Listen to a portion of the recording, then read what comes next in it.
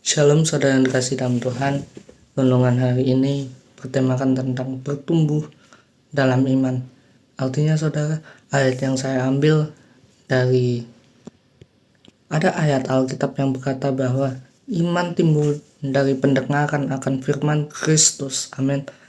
Artinya iman tidak bisa langsung diwujudkan, langsung muncul, langsung menjadi iman yang besar, itu tidak saudara, tetapi lewat pendengaran akan firman Kristus. Nah saudara, perlu ditandai bahwa firman Tuhan itu kan isinya banyak. Ada yang berisi nasihat, ada yang berisi tentang sosial, ada yang berisi tentang ekonomi, ada yang berisi tentang hubungan, tentang pernikahan, dan lain sebagainya.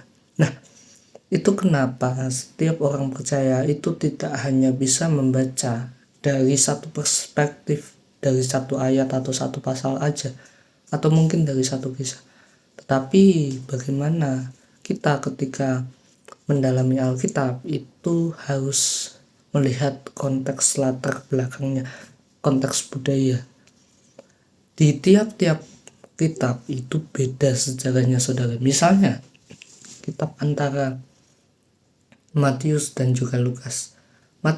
Kitab Matius ditulis untuk orang Yahudi yang menjadi Kristen, alias orang Kristen yang berlatar belakang agama Yahudi.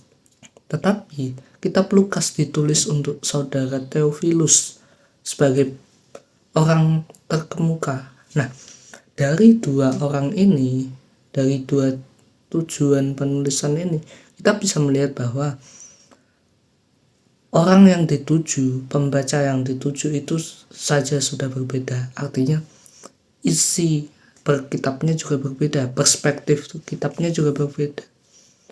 Dan isi dari kitab itu disesuaikan untuk penerimanya. Misalnya, kitab untuk Timotius itu berbeda dengan kitab untuk Titus, untuk Filemon, untuk jemaat di Roma. Itu beda saudara, karena masalah di dalam setiap jemaat itu beda, masalah setiap orang percaya beda. Nah, apa hubungannya dengan pengajaran firman Tuhan? Pengajaran firman Tuhan ini berbicara tentang proses, dimana ketika orang percaya ingin imannya tumbuh, itu tidak sekedar baca satu kitab, baca satu ayat, baca satu pasal, atau baca satu nats Alkitab.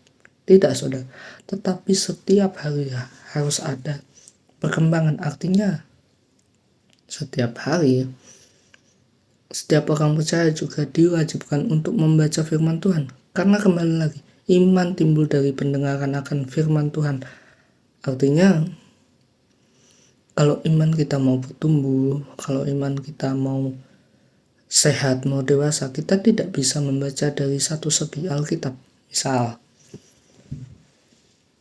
kita membaca pasal yang bertemakan tentang ekonomi, kita suka membaca tentang ekonomi, tentang keuangan, tetapi kita tidak membaca pasal atau kisah tentang misalnya tentang kesehatan. Nah, ketika kita menyukai ekonomi, kita hanya membaca pasal yang fungsinya untuk menjelaskan bagian ekonomi dan kita tidak membaca bagian kesehatan, tentu kita juga tidak memperoleh ilmu kesehatan. Apa kata Alkitab tentang kesehatan? Itu tidak kita terima karena fokus kita hanya kepada ekonomi. Itu hanya contoh saudara. Makanya orang percaya kalau ingin mendalami Alkitab itu harus dibaca penuh, full. Kita juga harus membaca kisahnya, latar belakangnya seperti apa, kenapa penulis ini menuliskan kitab ini. Bahkan satu penulis pun dengan berbagai kitab itu isinya beda, tujuannya beda. Misal kitab Kejadian dan juga kitab Keluaran, itu sama-sama penulisnya adalah Musa. Kitab Kejadian berbicara dari proses Allah menciptakan langit dan bumi, hingga proses Adam dan Hawa, Abraham, proses Ayub, proses sejarah Israel. Beda dengan kitab Keluaran yang bertema besarkan keluarnya Israel dari tanah Mesir. Itu saja sudut pandangnya sudah beda, saudara. Artinya bahwa kita sebagai orang percaya tidak bisa membaca dari satu kitab saja, saudara. Tetapi bagaimana iman kita bisa bertumbuh? Ketika setiap orang percaya ingin imannya bertumbuh terus dalam setiap aspek kehidupan, maka kita juga harus membaca keseluruhan isi Alkitab. Artinya kita juga harus membaca dari kitab-kitab lainnya agar kita bisa menemukan perspektif atau persepsi dari penulis kitab yang lain, atau mungkin tujuan dari kitab yang lain, dan itu yang akan semakin memperkaya pengetahuan rohani kita dan menjadi bekal dalam kehidupan pertumbuhan iman kita. Tuhan Yesus berkata.